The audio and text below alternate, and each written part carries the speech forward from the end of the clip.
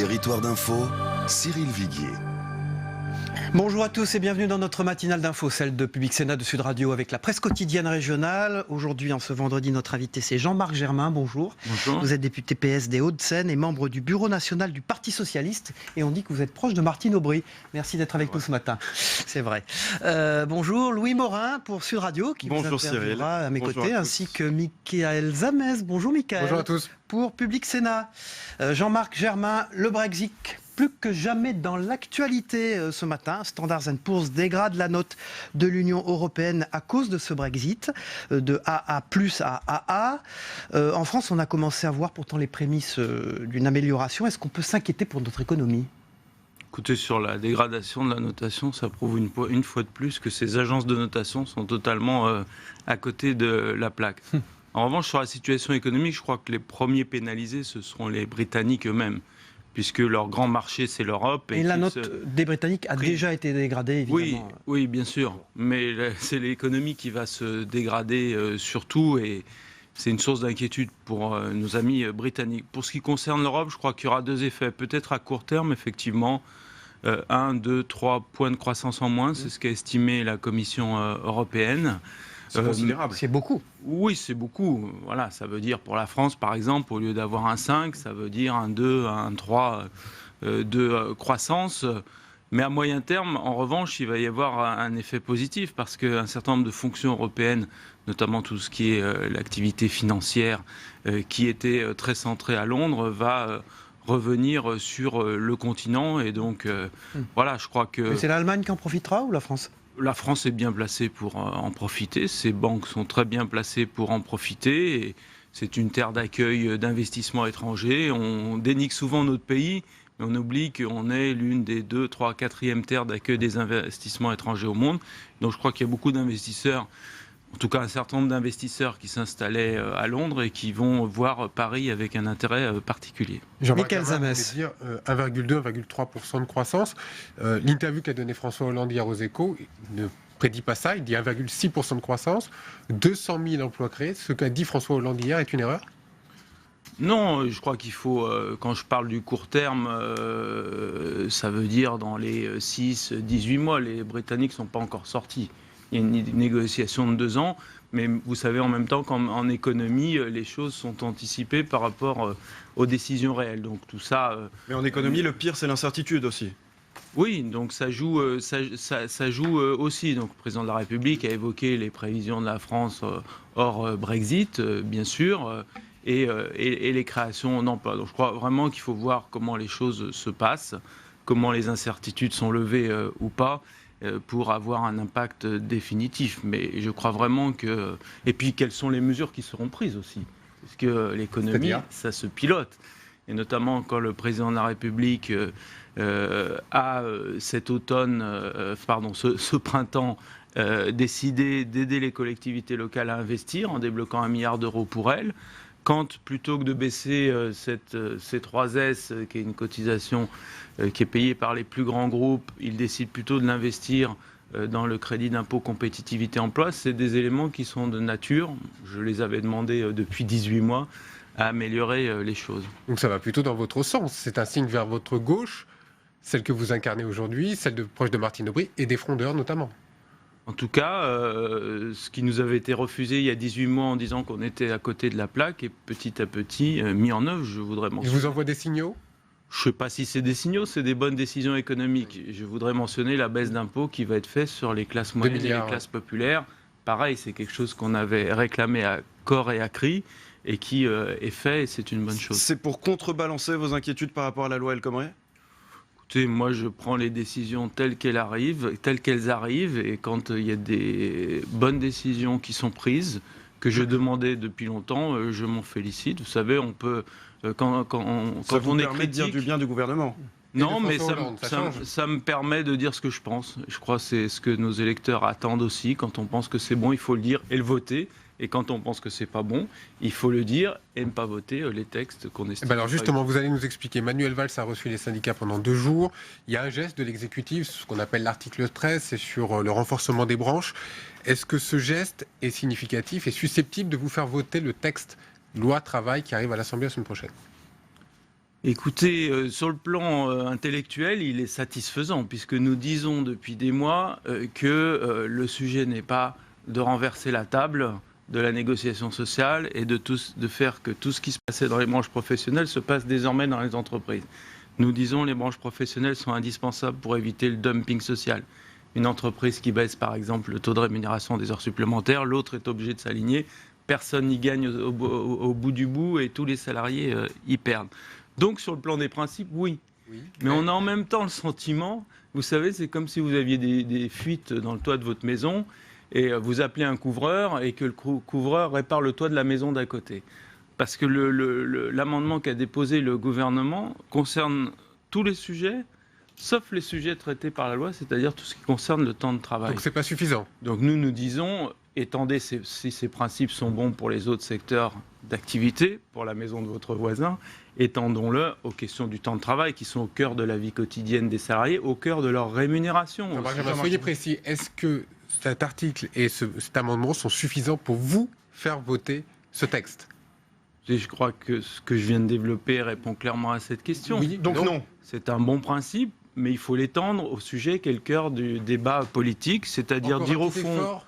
Oui, qu'est-ce que dit en bon français, clairement et sans technique, qu'est-ce qu'on veut ? On veut qu'il y ait effectivement des accords d'entreprise qui permettent d'adapter les règles à chaque entreprise, mais on dit il faut deux protections pour les salariés. Le premier, c'est que ces accords d'entreprise soient plus favorables pour les salariés, ce que dit cet article 13, mais en excluant les questions de temps de travail.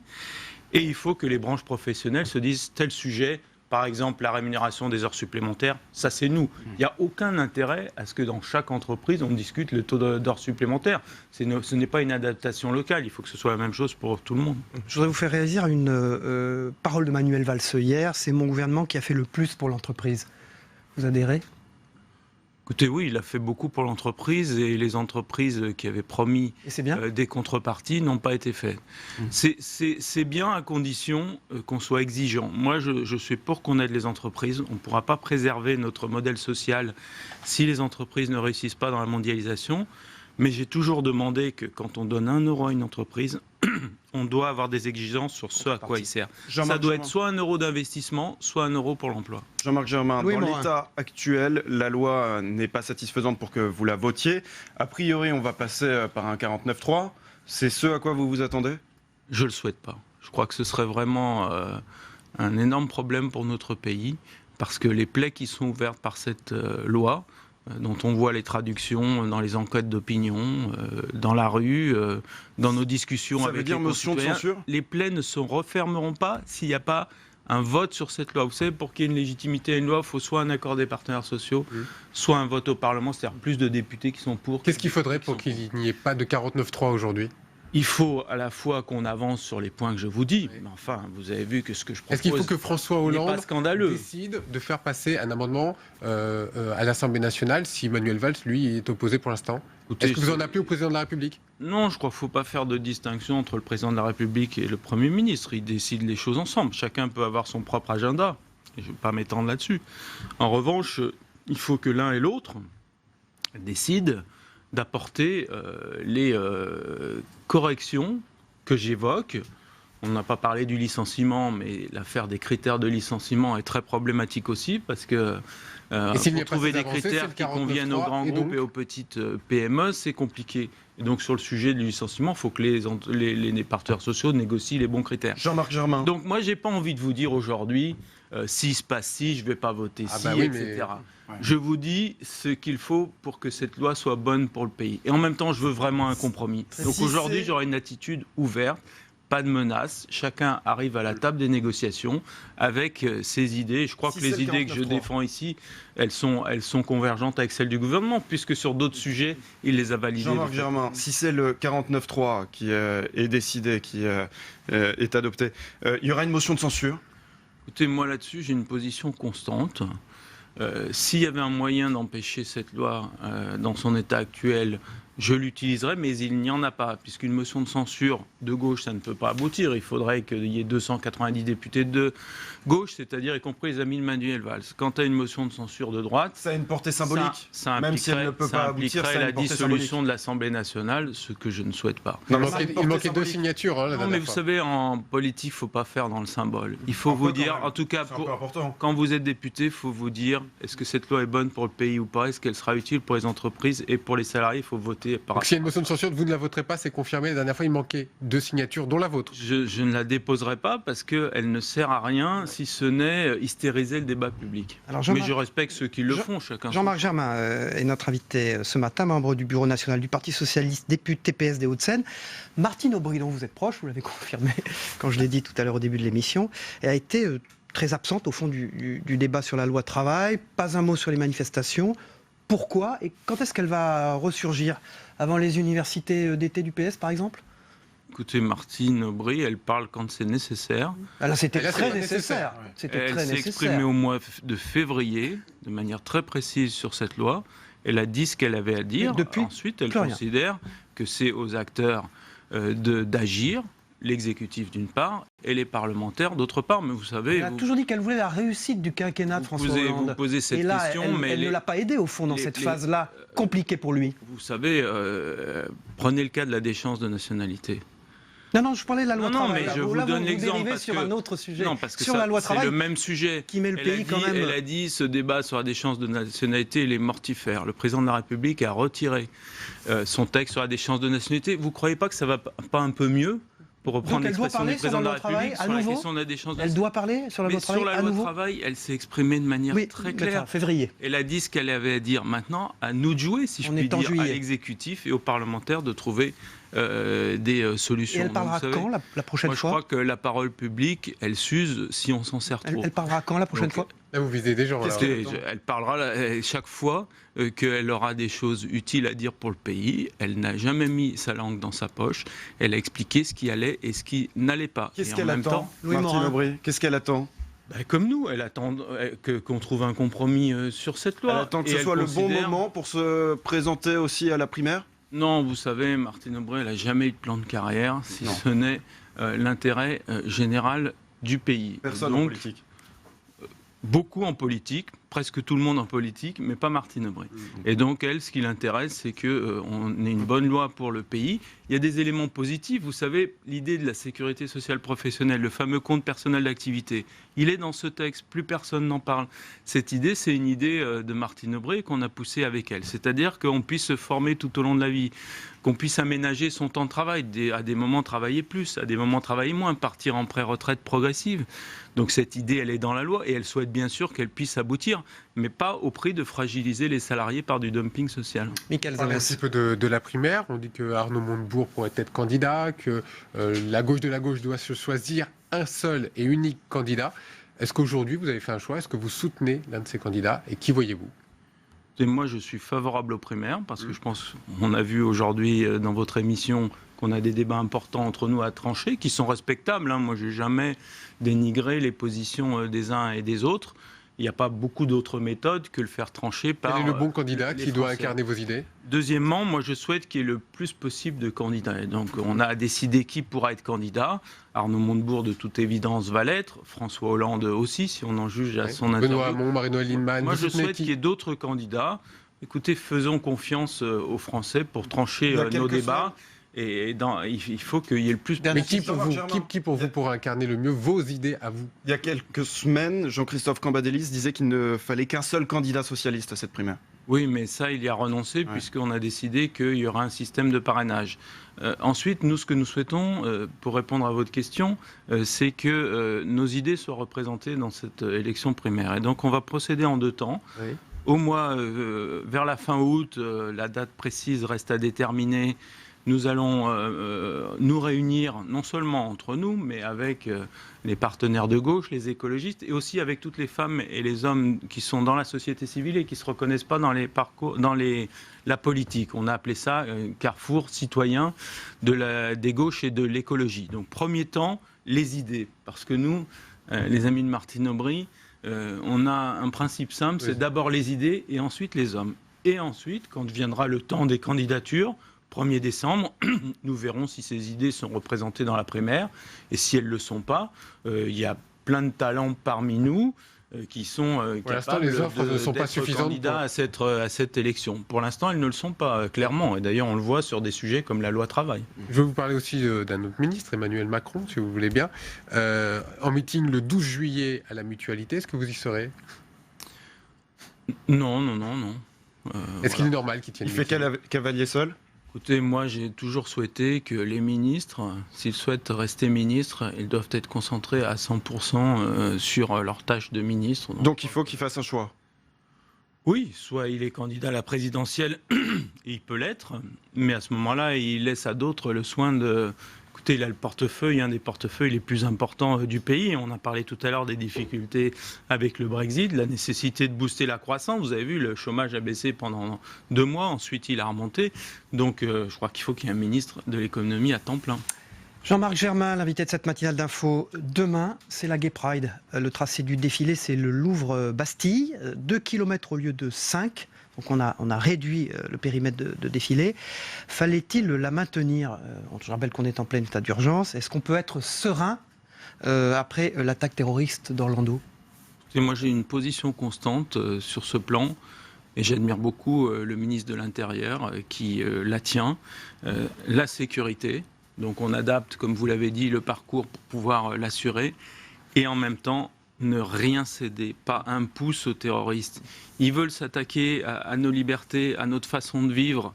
Eh bien, montrons-leur que nous continuons à vivre normalement. C'est extrêmement important et donc ça veut dire la Gay Pride, ça veut dire les manifestations contre la loi travail, ça veut dire les fan zones pour l'euro. Je crois que nos forces de l'ordre, notre ministre de l'Intérieur ont été admirables. J'ai visité encore les installations de sécurité de la fan zone. C'est vraiment fait avec un professionnalisme extrême, donc bravo à eux. Et moi, je suis fier d'être dans un pays qui assume les questions de sécurité et de liberté de cette manière-là.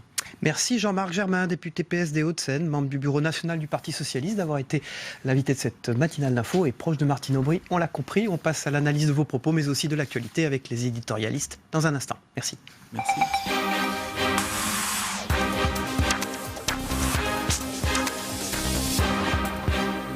Voilà, aujourd'hui, j'accueille Jean-Michel Helvig de la République des Pyrénées qui s'installe à l'instant, un des journaux du groupe Sud-Ouest, et Philippe Martin de Région Magazine. Bonjour Philippe, et merci d'être avec nous. Bonjour. On démarre ce débrief de l'actualité, mais aussi des propos de Jean-Marc Germain, qui était notre invité ce matin, par le Brexit, qui reste au centre de l'actualité. Ce vendredi, Standard & Poor's dégrade la note de l'Union européenne de AA+ à AA. La note du Royaume-Uni avait déjà été dégradée, alors elle de AAA, la meilleure notation à AA. Ça c'est Fitch qui l'a dégradé de cette manière. Est-ce que ça va avoir au fond, Jean-Michel Helvig, c'est la seule question, un véritable impact sur notre économie à nous, ce Brexit ? Je ne suis pas un expert économique, et les experts économiques... Alors Jean-Marc Germain dit, lui, que la croissance sera affectée dans l'Union européenne, et il dit par contre que les banques françaises vont bénéficier de ce Brexit, parce qu'elles sont solides. C'est amusant, parce sont que solides. Je ne sais pas si c'est Jean-Marc Germain qui le dit, mais il y a beaucoup au Parti Socialiste qui reprochent à François Hollande d'avoir dit « mon ennemi, c'est la finance », et maintenant les mêmes viennent se frotter les mains en disant « ah chouette, avec le Brexit, les activités financières de la City vont venir à Paris ». Tout ça est un peu comment dire, marqué par des déclarations de circonstances. Philippe Martin. Parce qu'on est dans l'incertitude absolue. On a pensé tout le temps que cette campagne avait été menée pour mettre Boris Johnson à la tête du gouvernement anglais. On se rend compte qu'il ne sera même pas candidat. Donc je pense que les prévisions sont extrêmement aléatoires. Je pense que nos banques sont prêtes à faire face. Après, pour le reste, on va bien voir. Mais je pense aussi que ça va durer très longtemps parce que je n'ai pas l'impression que les Anglais soient décidés à sortir rapidement de l'euro. Alors vous parlez de Boris Johnson. Il est évidemment dans l'actualité puisqu'il a annoncé qu'il renonçait à concourir pour le poste de Premier ministre à l'intérieur de son parti. Alors quoi ? Il s'est grillé, Boris Johnson. Il n'avait aucun plan B, plan C, plan D, rien. On a l'impression qu'ils ont été enivrés par leur propre campagne, et même parfois qu'ils ne croyaient pas à la victoire du Brexit, et que maintenant ils sont comme des poulets à qui on a coupé la tête, ils ne savent plus trop où aller. Enfin, c'est une incertitude totale. Donc, en Angleterre. Donc chez nous, forcément aussi, la seule chose dont on est sûr, je crois qu'il faut écouter le président de la République là-dessus, c'est qu'il faut qu'il parte réellement et qu'il parte rapidement pour qu'on puisse y voir beaucoup plus clair et remettre en ordre l'économie européenne après leur départ. Jean-Michel Elvig là-dessus. Oui, non, c'est effarant cette histoire. D'ailleurs, ça devrait amener à réfléchir un peu sur la nature des référendums et le rapport des référendums avec la démocratie.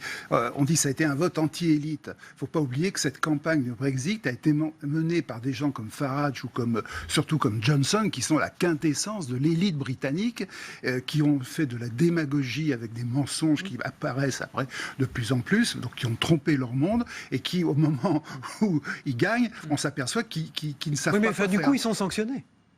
Ils sont sanctionnés, c'est quand même surtout les Britanniques qui soient sanctionnés. Que Boris Johnson ne soit pas Premier ministre, pardonnez-moi, mais enfin, c'est quand même pas le royaume, l'Empire britannique s'en relèvera. Mais c'est quand même le sort des Britanniques qui est en jeu, et plus particulièrement d'ailleurs des Anglais plus que des Britanniques.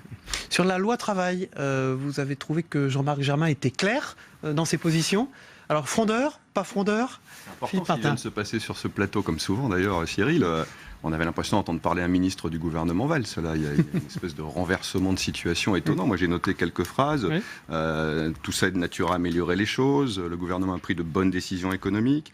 L'article 13 de la loi travail, sur le plan intellectuel, c'est satisfaisant. Je ne sais pas bien ce que ça veut dire. Enfin, le gouvernement a fait beaucoup pour les entreprises et c'est une bonne chose. Enfin, c'est très intéressant. Il ne faut jamais oublier que quand Jean-Marc Germain s'exprime, c'est Martine Aubry qui tousse un peu. Hein. Donc, on a là une nouvelle vision un peu des frondeurs extrêmement positive. Alors, est-ce que c'est une recomposition en cours? Je ne sais pas, mais c'était très édifiant en tout cas. Et puis Jean-Marc Germain, Jean-Michel Elvig, a justifié, au fond, la relative discrétion de Martine Aubry. Depuis février, elle n'avait pas parlé à propos de la loi travail. Oui, de toute façon qu'elle parle ou pas, je ne pense pas maintenant que ça change grand-chose. Je serais peut-être plus nuancé que mon confrère, parce que sur le fond, il est toujours sur les mêmes positions de Martinez et de Mailly. C'est l'article 2, le fait qu'on puisse déroger aux accords de branche par des accords d'entreprise plus favorables aux salariés. Alors il dit c'est du dumping social, il ne faut pas oublier que ces accords sont négociés par des syndicats et obéiront à des règles très strictes de confirmation par les salariés. Donc c'est toujours facile de dire oui, il faut un compromis, mais à partir du moment où vous défendez une position de fond qui revient, même s'il ne l'a pas dit effectivement, à supprimer l'article 2, ça peut durer longtemps. Il a tout de même dit, Jean-Marc Germain, ce matin, les plaies ne se refermeront pas. Non, les plaies ne se refermeront pas si on recourt de nouveau à l'article 49.3. On va oublier que c'est un des deux frondeurs qui n'a pas voté la motion de censure de gauche, et il a dit, c'est à peu près une des choses les plus claires qu'il ait dites, qu'il est toujours opposé à la motion de censure de gauche. Donc c'est quand même important. Moi, je relis juste une petite phrase de l'interview de François Hollande dans Les Échos. Ouais. Il y a une gauche de gouvernement, il y a une gauche de contestation. La gauche de gouvernement, dans toute sa diversité, doit se rassembler. Je crois que c'est en cours. Là. Enfin, on a entendu le discours présidentiel. Il ne nous dit même pas s'il y aura un candidat frondeur aux primaires. Et je pense qu'ils ne savent pas eux-mêmes, d'ailleurs. C'est très flou. Ce qui est beaucoup plus net, c'est ce soutien. Alors effectivement, sur l'article 2, je suis d'accord avec mon confrère. Il lâche pas totalement, parce que sinon, ça n'aurait plus aucun sens, ce combat mené depuis des mois et des mois. Jean-Michel Elvig, le Parti socialiste, il peut imploser ou pas?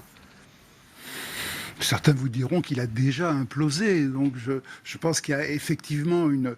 Enfin, quand on dit une recomposition, c'est un bien grand mot, mais disons une clarification, et ça devient de plus en plus net entre ce qui est une gauche de gouvernement et une gauche qui ne l'est pas. Alors les frondeurs, pour certains, notamment lui, sont plutôt entre les deux, donc ils sont un peu embarrassés, mais c'est vrai que de ce point de vue-là, la primaire devrait un peu durcir les divergences et par là même peut-être aboutir, voire après à une scission, mais en tous les cas, à ce qu'il y ait des cohérences qui se mettent en jeu dans la formation des partis, notamment du Parti socialiste. C'est mon gouvernement qui a fait le plus pour l'entreprise, a dit Manuel Valls hier.